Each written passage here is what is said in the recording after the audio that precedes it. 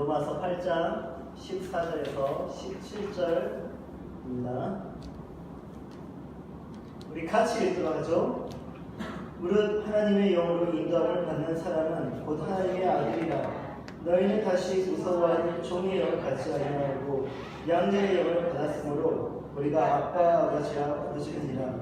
성령이 친히 우리의 영과 더불어 우리가 하나님의 자녀인 것을 증언하시나니 자녀이면 또한 상속자 곧 하나님의 상속자요 그리스도와 함께한 상속자니 우리가 그와 함께 영광을 받기 위하여 고난도 함께 받아야 할 것입니다. 아멘. 오늘 말씀이 좀 짧습니다. 짧지만 내용도 그렇게 짧지는 않을 것 같아요. 오늘 말씀을 통해서 우리가 많은 은혜를 받고 우리가 어떻게 하나님의 양자가 되었는지 또 양자로서 우리가 어떤 특권을 누리면서 삶을 사는지 그 은혜를 나눴으면 좋겠습니다. 제가 해외에서 이제 패키지 여행을 하는 때가 있었습니다. 터키를 이제 그때 여행을 하고 있었는데 일행이었던 한 아주머니가 무엇에 놀랐는지 갑자기 이런 말을 하더라고요. 아이고 아버지 그러더라고요. 그래서 저는 속으로 기독교인인가 보다. 그래서 반가운 마음에 해외에서 같은 신앙을 가진 사람을 만나가지고 반가워가지고 제가 혹시 하고 그랬어요. 혹시 하면서 연이어서 교회 다니세요 라고 말하려고 하는 찰나에 그 아주머니가 저한테 하는 말이 그 아버지가 아니에요 그러더라고요. 그래서 저는 그 아주머니가 말하는 그 아버지가 아니에요. 어떤 아버지일까 도대체.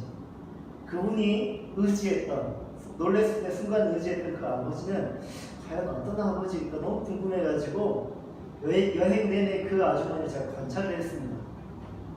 그래서 식사를 할 때 기도를 하나하나 봤더니 기도 안 하시더라고요. 그래서 이분 도대체 어떤 아버지를 의지하고 있나 너무 궁금해가지고 계속 관찰하다가 다른 모습도 그냥 일반 사람과 다 똑같았어요. 그래서 혹시나 무당이 아닐까라는 생각도 해봤는데 무당이 자기가 믿는 신을 아버지라고 부르나? 라는 그런 의문도 있었고 그런 걸 본 적이 없었으니까 그래서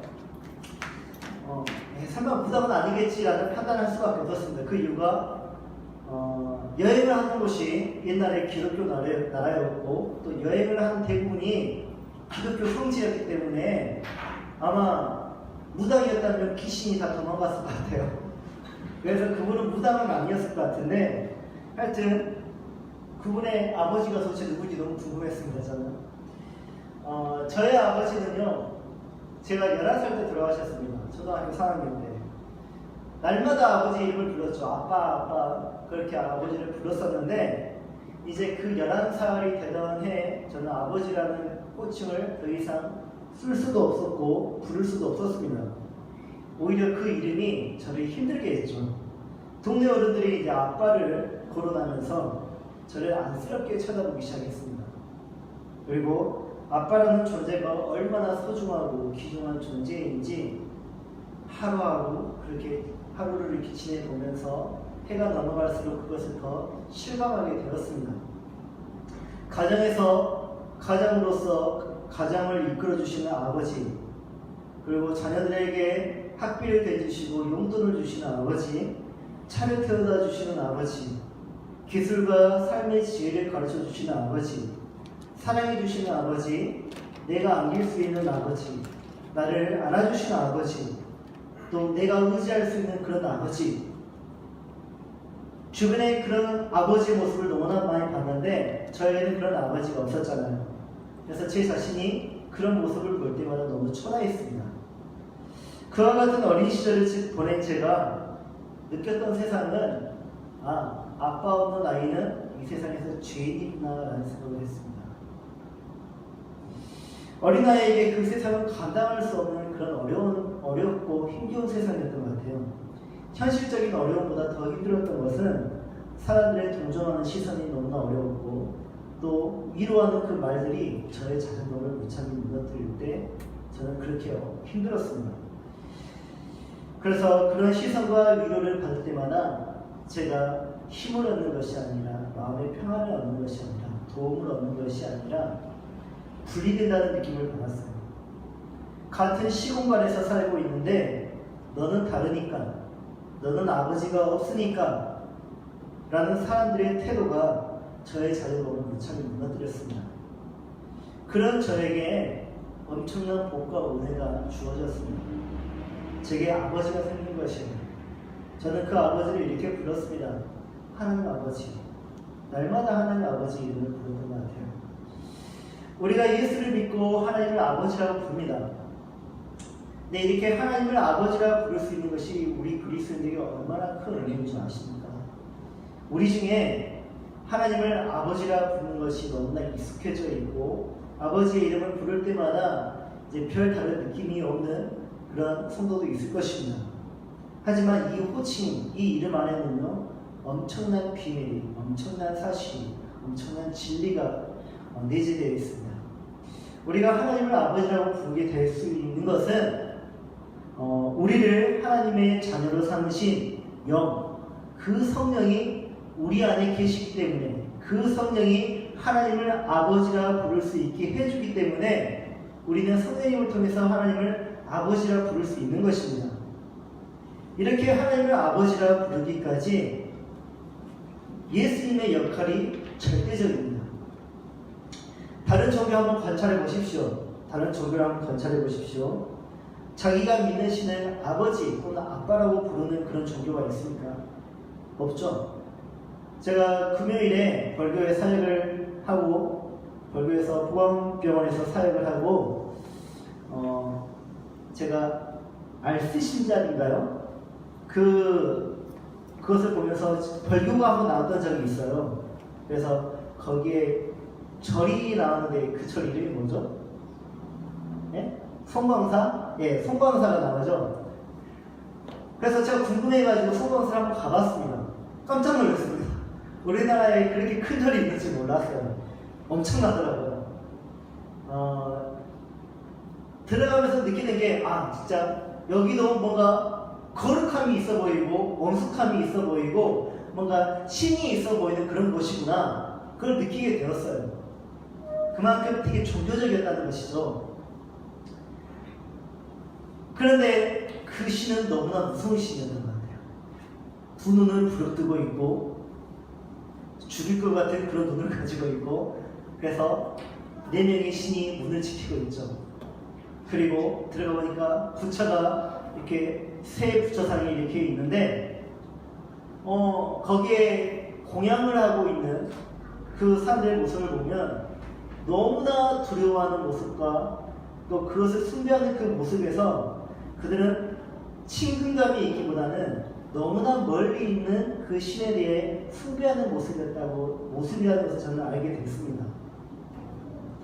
결코 그 신은 가까이 할 수 없는, 번쩍할 수 없는 그런 절대 영역에서 존재하는 그런 신이었습니다. 유대교도 마찬가지입니다. 구약 성경을 보면요, 하나님은 너무나 거룩하고 두려운 분이시기 때문에 사람이 마주할 수도 없었습니다. 하나님도 직접 말씀하시죠. 너희가 나를 보면 너희가 죽는다. 모세도 하나님을 너무나 보고 싶어 했습니다. 그래서 하나님은 그 뒷모습을 보여주셨을 뿐 정면으로 마주해 주지 않으셨습니다. 그분은 너무나 거룩하시기에, 거룩하면 그 영광을 사람은 감당할 수 없기 때문에 모세는 죽을 수 있어서 하나님은 그 모습을 보여주시지 않아요. 그처럼 구약시대의 사람들은 하나님을 너무나 두려워했고, 그래서 하나님을 감히 고개 들어서 쳐다볼 수도 없었고 또 엎드릴 수밖에 없었습니다. 눈을 감을 수밖에 없었어요. 하나님의 이름이 무엇이죠? 여호와죠. 또 어떤 사람은 야훼라고 부르기도 합니다. 하나님의 이름은 하나입니다. 그런데 왜 같은 그런 하나님의 이름을 들고 두 가지의 발음이 존재하는 것일까요? 그것은 유대인들이요, 과거 시대부터 유대인들은 모세가 하나님의 이름을 알아냈죠. 하나님이 직접 가르쳐 주셔서 하나님이 나는 스스로 있는 자니라, 나는 여호와 하나님이다 라고 말씀하셔서 하나님의 이름을 알았습니다. 그런데 그 이름은 너무나 거룩한 이름이기 때문에 감히 죄인이 하나님의 이름을, 전지전능하신 하나님의 이름을 함부로 부를 수 없는 까닭에 성경을 읽을 때 또 우리가 하나님의 이름을 거론할 때 아도나이, 주님이라는 뜻입니다. 아도나이로 대치해서 불렀습니다. 그러니까 여호와 하나님이 이렇게 나올 때는 아도나이가 아도나이 하나님이 막 그런 식으로 대치해서 불렀어요. 하나님의 이름을 모신 이제 신성하니까. 그렇게 세월이 흘러서 보니까 하나님의 이름을 발음하는 것을 유대인들이 잊어버렸어요.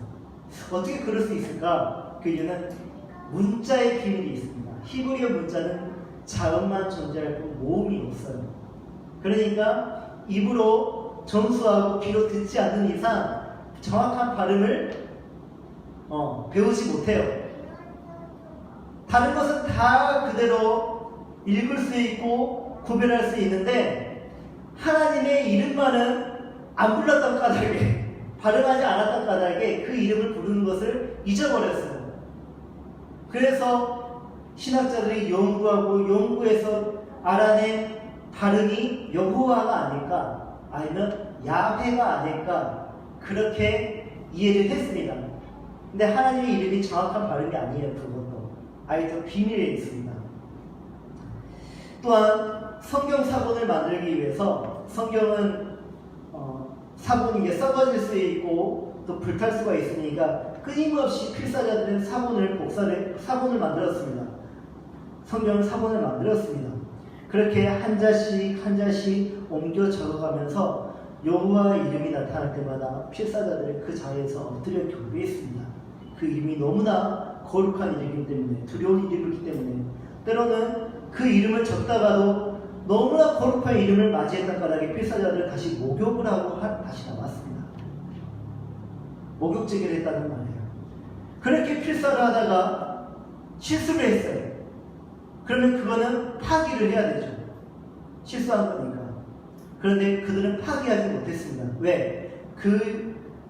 자기들이 적은 것은 하나님의 말씀이며 여호와 하나님의 이름이 적혀있는 까닭에 그것을 버릴 수가 없었던 것이에요. 그래서 그것들도 다 차곡차곡 쌓아놨습니다. 동굴 같은 곳에. 이처럼 유대인들에게 있어서 하나님은 너무나 거룩한 분이셨고 두려운 분이셨다는 것을 우리는 알 수가 있습니다. 하나님은 그런 분이셨어요. 그런데 그런 하나님을 믿고 있는 유대인들 사이에서 한 유대인이 하나님을 보고 아빠라고 부르는 거예요. 말도 안 되는 일이에요. 이건 상식에 어긋나는 일이에요. 예전에 한번 개그맨 방송인 노홍철 씨가 이명박 대통령 앞에서 뭐라고 불렀습니까? 그 대통령한테 초대받아 갔는데 형님 그랬어요. 형님. 대통령한테. 그랬더니 난리가 난 적이 있어요. 근데 그로 인해서 대통령이 더 친근한 이미지가 되었던 것 같아요. 이제 좀 벗어났는데 아무튼 예수님이 유대인들 앞에서 하나님을 아버지, 아빠라고 불렀습니다. 이건 너무나 충격적인 사건이었어요. 어떻게 그 거룩하신 이름을, 거룩하신 분에게 네가 뭔데 아빠, 아버지라고 부를 수 있느냐? 이거는 심성 모독이에요. 돌로 때려 죽여야 돼요, 그 사람. 예수님은 그렇게 죽이려고 했어요, 그들은 실제로.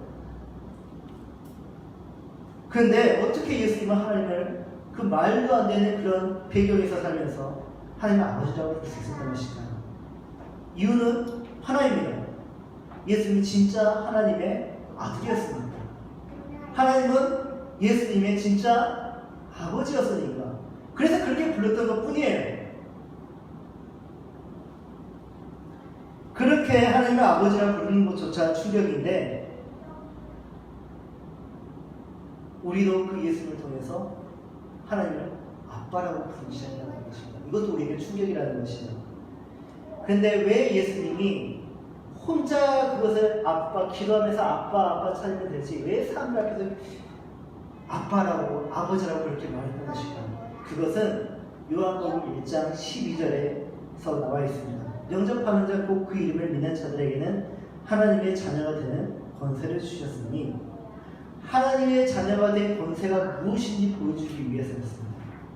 하나님의 자녀가 누리는 권세가 무엇인지 그것을 보여주시기 위해서 사람들 앞에서 하나님의 아버지라고 부르던 거예요.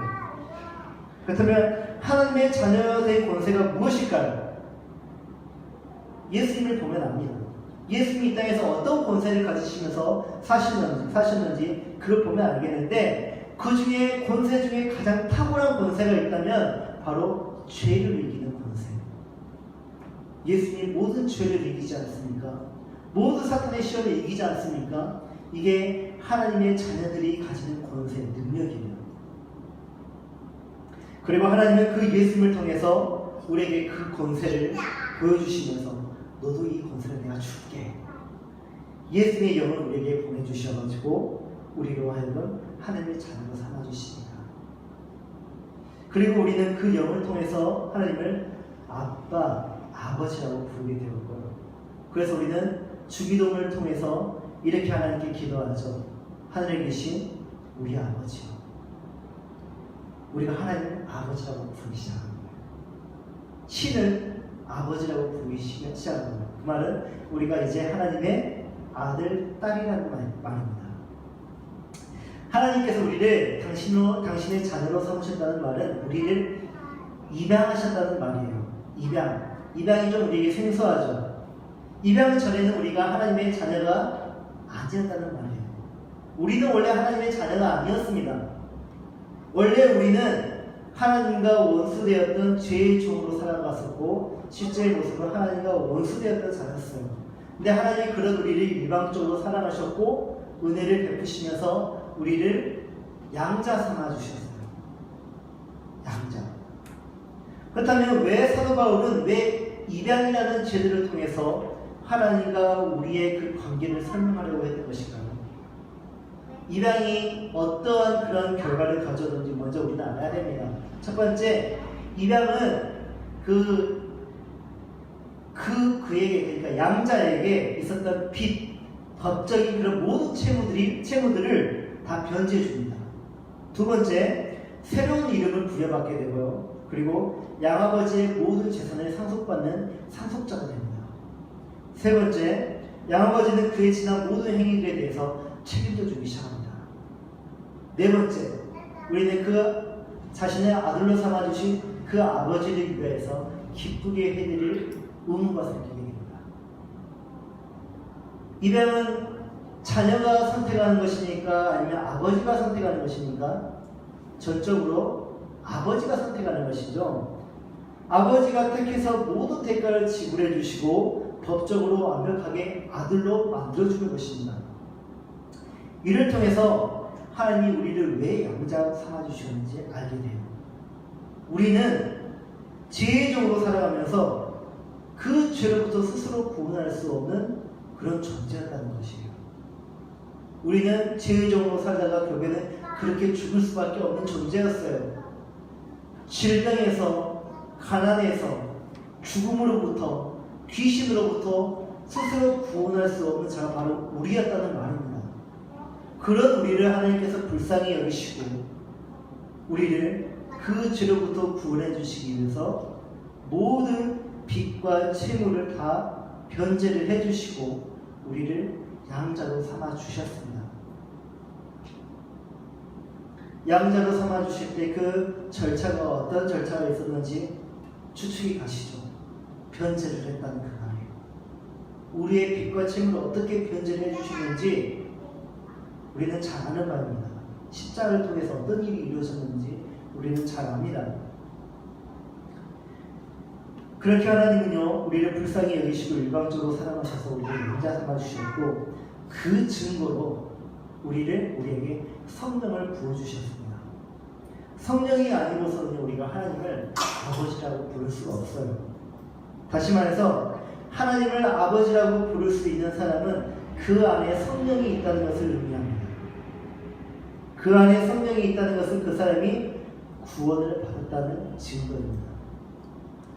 여러분은 하나님을 아버지라고 부르십니까? 그렇다면 여러분 안에는 성령이 계십니다. 성령이 계심으로 여러분은 구원받은 사람입니다. 그리고 이제 여러분은 예수님처럼 죄를 이길 수 있는 그 능력, 그 권세를 가지고 있다는 것은 은혜예요.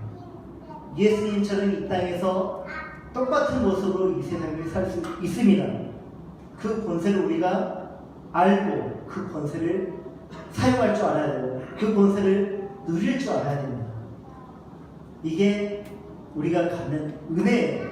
이것은 진리이고 하나님의 아버지로부터 받은 은혜 중에 은혜라는 것이죠. 이제 2개월 후면요, 저도 아버지가 돼요. 저는 이 날을 얼마나 꿈꿨는지 모릅니다. 제가 제 아버지하고 할 수 없었던 수많은 일들을 이제 제 자녀와 제가 하면서 나는 아버지로서 그 아이와 추억을 만들어 갈 것입니다. 같이 목욕도 할 것이고 같이 운동도 할 것이고 공부도 하고 여행도 갈 것입니다. 또 제 아이에게 직접 성경을 가르칠 것이고 제 아이에게 예배도 가르칠 것이고 같이 기도도 할 것입니다. 제게 아이가 있다는 것은 얼마나 큰 기쁨이겠습니까? 또 아이에게 있어서 아버지가 있다는 것이 얼마나 큰 의지가 되겠습니까? 또 행복이 되겠습니까? 같이 있을 때, 또 같이 할 때 우리는 그것을 얼마든지 누릴 수 있다는 것이에요. 이와 같이 하나님도 아버지와 자녀와의 관계 안에서 우리와 하고 싶은 일이 너무나 많으세요. 이것을 위해서 하나님은 자신의 독생자 아들을 세상에 내어주고 우리를 양자로 얻으셨습니다. 이렇게까지 하면서 하나님은 우리가 무엇을 하기를 원하셨던 것일까요? 하나님은 우리에게서 무엇을 보고자 그토록 우리를 사랑하셨던 것일까요? 17절이 그것을 답하겠습니다. 다 같이 한번 읽어보도록 하죠. 시작. 자녀의 년 또한 상속자 곧 하나님의 상속자요 그리스도와 함께한 상속자니 우리가 그와 함께 영광을 받기 위하여 고난도 함께 받아야 할 것입니다. 솔직히 말해서 이 말씀을 제가 읽을 때 충격을 받았어요. 몰랐던 사실을 제가 알았어요. 그것도 충격이 2개나 있습니다. 첫 번째 충격은요, 너무나 좋은 충격이에요. 하나는 어떤 충격이냐면 하나님이 우리가 하나님의 상속자라는 것, 내가 하나님의 상속자라는 것, 거기에 제가 놀랐고요. 그것도 그리스도와 함께하는 상속자라는 것, 거기에 제가 놀랐습니다. 하나님의 진짜 자식은 누구였죠? 예수 그리스도 한 분이었습니다. 그런데 하나님은 우리를 친자와 양자를 따로 구별하고 차별하지 않고 똑같은 상속자로 우리를 세워주시겠대요. 그렇게 이미 세워놓으셨대요. 우리. 똑같이 예수님과 똑같이 우리를 상속자로 불러주셔서 하나님의 그 나라를 우리에게 물려주시겠대요. 살게 해주시겠대요. 동등한 자격을 얻었다는 거예요. 여기 제가 너무나 놀랐습니다. 근데 충격이 하나 더 발생해요. 우리가 예수와 함께 상속자로서 영광을 받으려면 그 예수와 함께 고난도 함께 하는 것입니다. 여기에 충격을 받았어요. 제가 속은 것 같아요. 여기에서 속은 것 같아요. 결국에는 우리도 고난받고 죽으라는 의미예요. 이게 뭐지 했어요. 저는 우리가 하나님의 상속자로서 영광을 받기 위해 왜 반드시 예수와 함께 고난을 받아야 하는 것일까? 우리는 이 부분을 반드시 짚고 넘어가야 되는데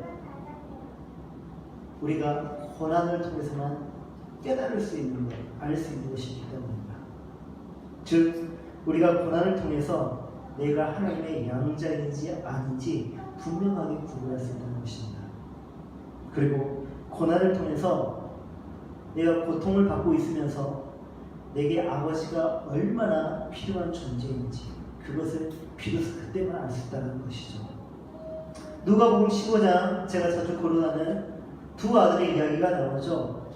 돌아온 탕자라고 유명한 그 이야기가 있는데 첫째 아들은 아버지의 유산을 가지고 미국으로 떠나서 음란하게 방탕하게 삽니다.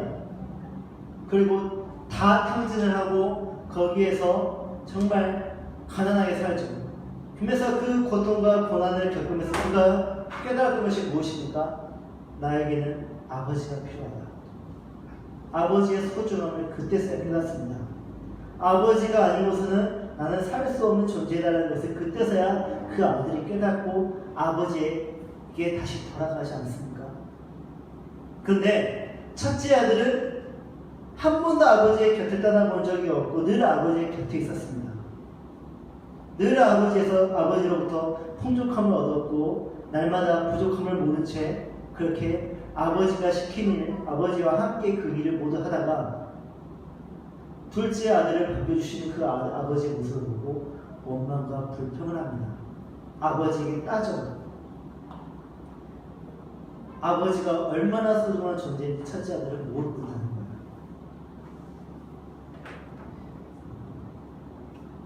우리는 몸소 체험하지 않습니까? 내가 배부르고 평안하고 건강할 때 하나님을 찾는 그 횟수보다 내가 고통스럽고 슬프고 힘들 때 하나님을 더 찾는 그 횟수가 더 많다는 것 우리 충분히 알지 않습니까? 하나님께 불평과 원망을 할지라도 내가 고통스러울 때 하나님을 더 찾게 된다는 것 우리는 다 압니다. 우리가 좋을 때 주여 합니까? 아니면 갑자기 놀라고 아플 때 주여 그럽니까? 우리는 이상하게도 고난을 통해서만 아버지의 존재를 필요로 하고 아버지의 존재가 얼마나 내게 필요한지 그때서 깨닫는 것 같아요. 고난이 아니고서는 우리는 우리의 믿음을 분별할 수 없다는 말입니다. 이 땅에 하나님이 구원자이신 그리스도를 우리에게 보내주셨습니다.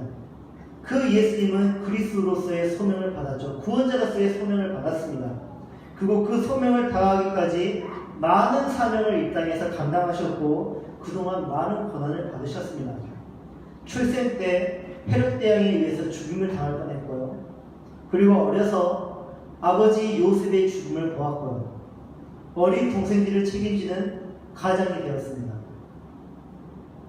그리고 그리스도의 사명을 시작하면서 바리새인들과 서기관들과 제사장들 무리와 로마 군대로부터 엄청난 압박과 비난과 모략과 회방을 받으시면서 고난을 받으셨습니다.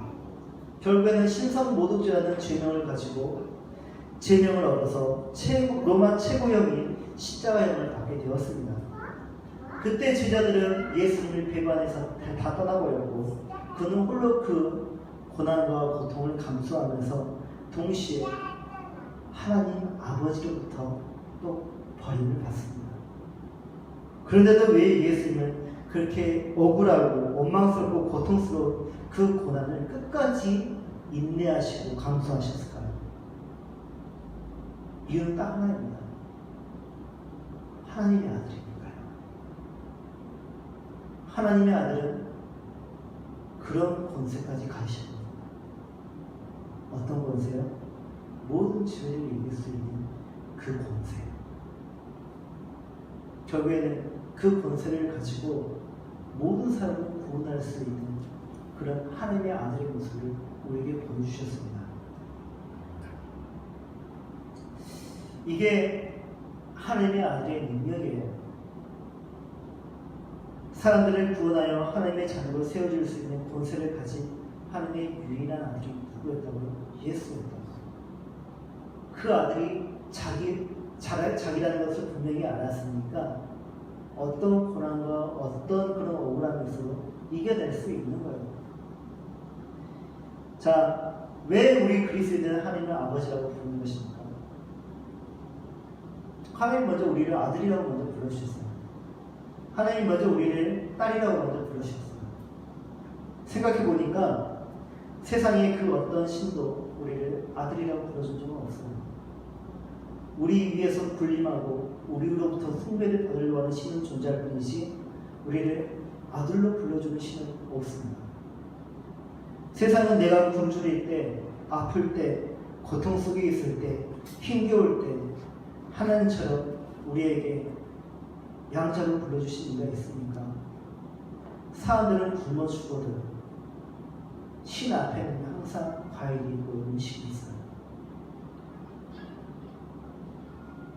정말 저희 동남아시아 같은 경우는 사람들이 굶어 죽고 굶기 힘들어서 자기 자녀들을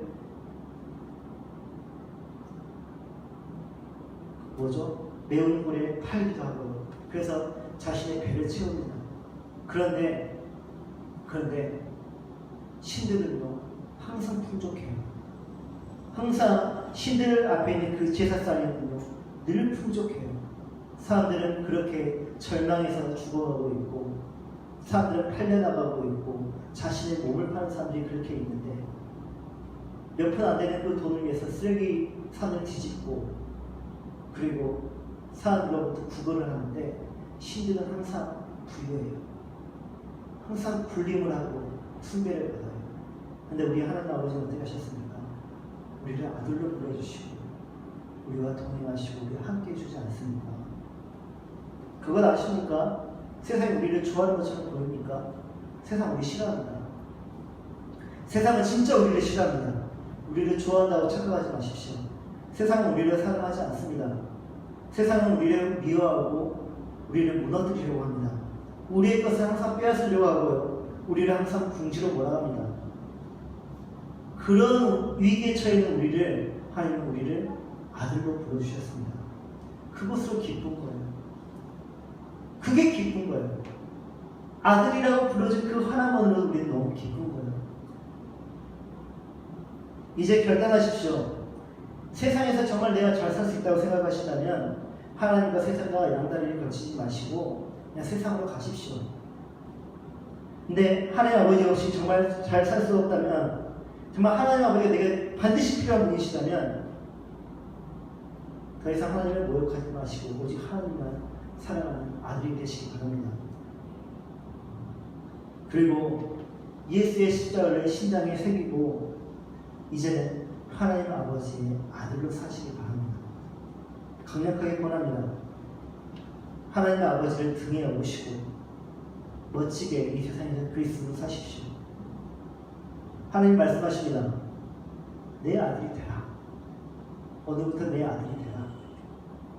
그 권세를 이제부터 누리시기 시작하고 예수님처럼 죄를 이기시고 귀신을 쫓아내시고 그리고 모든 질병을 이겨내시고 모든 고통을 이겨내시고 사람들을 섬길 수 있는, 사람들을 섬길 때 어떤 모욕을 받고 어떠한 그런 정말 수치를 받는다 할지라도 그것을 이겨낼 수 있는 하나님의 권세를 가지고 이 세상에서 멋진 그리스도인으로, 승리하는 그리스도인으로, 성공한 그리스도인으로 우리 성도님이 사셨으면 좋겠습니다.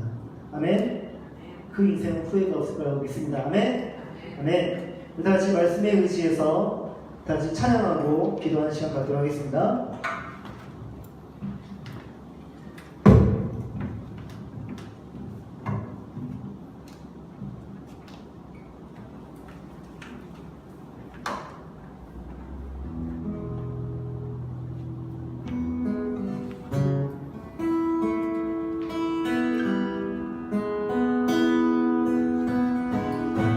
나를 지으신 주님, 나를 지으신 주님, 내 안에 계셔.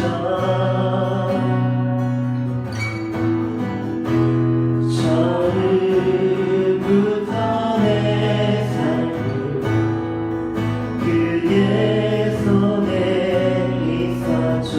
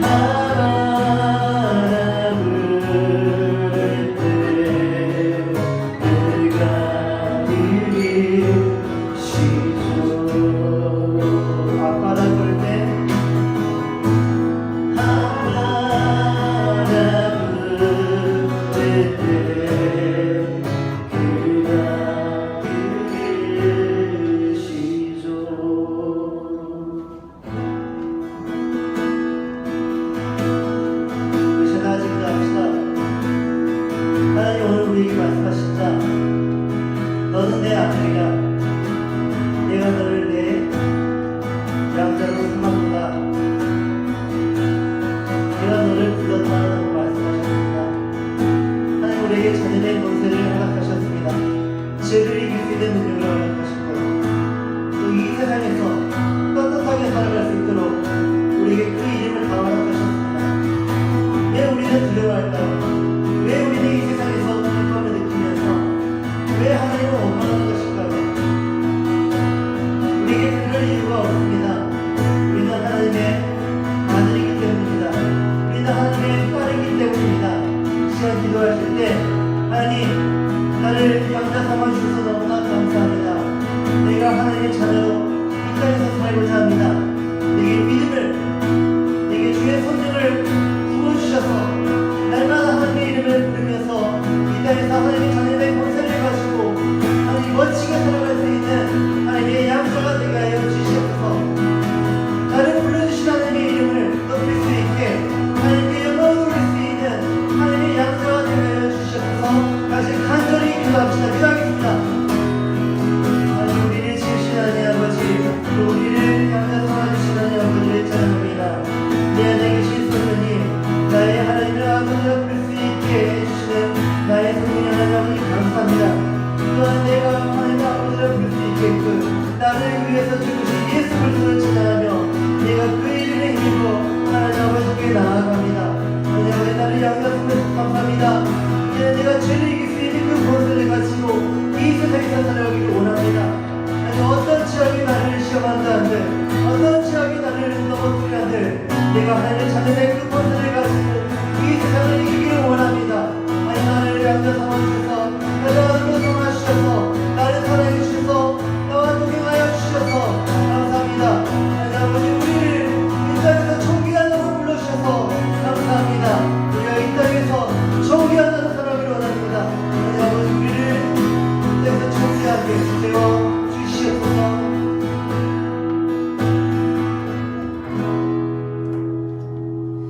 하나님 아버지 감사합니다. 우리는 늘 가난했고 우리는 늘 질병의 고통을 받았고 늘 우리는 하나님 죄의 종으로 살아가면서 억울함과 온통함을 가지면서 소외됨을 가지면서 이 땅을 살아가고 있었습니다. 그를 우리를 불쌍히 여기셔서 우리의 모든 죄의 빚을 다 갚아주시고 우리를 양자 삼아주시니 그 은혜를 우리가 어떻게 갚아야 될지 모르겠습니다. 하나님 아버지 이제는 우리가 그 은혜를 입는 자로서 하나님께 기쁨을 드리기를 원하며 하나님의 자녀로서 그 이름에 걸맞은 삶을 살아가기를 원합니다. 우리에게 주신 그 권세를 가지고 이 세상에서 모든 죄를 이기며 하나님의 은혜로 살아가는 저희들 되게 하여 주시옵시고 또 우리도 예수님처럼 하나님의 자녀를 세울 수 있는 그런 섬기며 타인을 위하여서 하나님 고통받을 수 있고 죽을 수 있는 그런 하나님의 자녀가 되게 하여 주시옵소서. 하나님 우리는 이렇게 믿음으로 고백하면서도 또 세상으로 나가면 그 척박한 그런 세상에서 고통스러워할 것입니다. 하지만 우리가 그 세상을 두려워하지 않는 까닭은 우리는 그 모든 것을 이길 수 있는 능력과 지혜를 가지고 있기 때문입니다. 성령 하나님